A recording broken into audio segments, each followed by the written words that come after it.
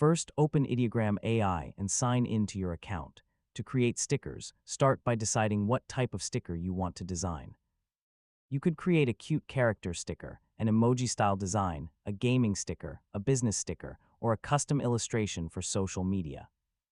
Once you have an idea, open the image generation area and write a detailed prompt.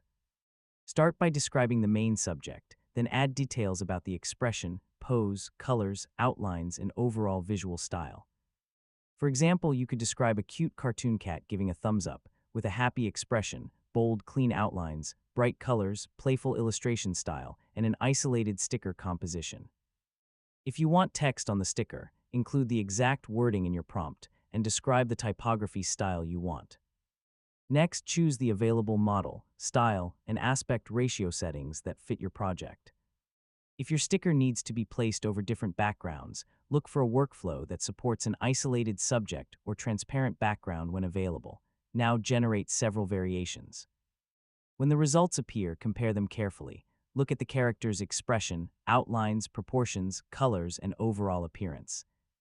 Make sure the subject is clearly separated from the background. If the result isn't what you expected, improve your prompt and generate another version.